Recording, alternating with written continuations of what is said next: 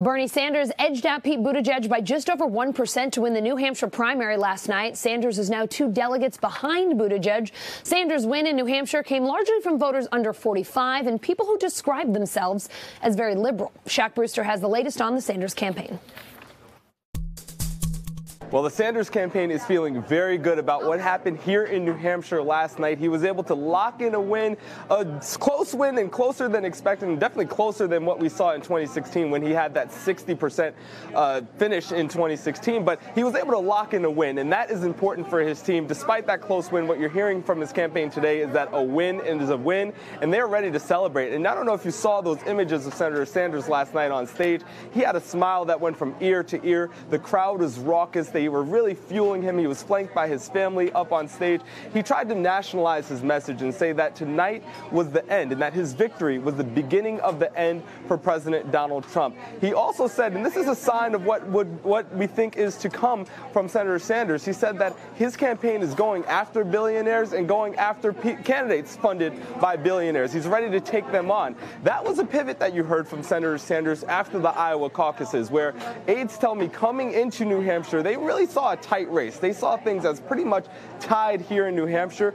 They then stepped up their attacks towards Mayor Pete Buttigieg. They went after him for the support that he received from billionaires, those traditional fundraisers that he does.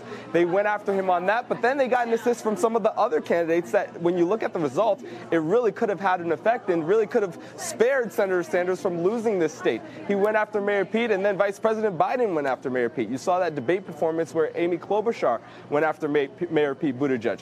Despite all that, despite the close race, they're feeling good about how they're leaving New Hampshire, and they're going from New Hampshire to focus on Nevada, to focus on South Carolina and the rest of these Super Tuesday states. They like the momentum that they have right now. If you look at the average of polling, for example, Senator Sanders just 2 days ago overtook Vice President Biden in those polling averages, and that is a gap that's continuing to grow and expand from here. He's going to use that momentum and continue that into these bigger and more diverse states. There was a Monmouth poll that came out earlier this week that showed that among all the candidates in the field, Senator Sanders was leading among non-white voters. Those are increasingly important. That's an increasingly important group of voters when you go to Nevada and South Carolina. This is a campaign that feels like they are well established to compete in these states. They already have invested their time in these states, a $5.5 million ad buy in South Carolina, in Nevada, in Texas, in Colorado, those Super Tuesday states that are coming up. That was announced last week. What was announced this week is that Senator Sanders, right after leaving New Hampshire, he's going to go back to D.C., handle some work, some official business with the Senate. But instead of going right to Nevada or South Carolina, he's going to be targeting North Carolina. He's going to Texas. He's going to Colorado. He also has a stop in Nevada. They are making it clear that they are in this for the long haul, not only for these next contests to come, but of that focus on the Super Tuesday states. I'll tell you, talking to his team feels really good about what they did here in New Hampshire. They got the win, and they're hoping that propels him for what's to come.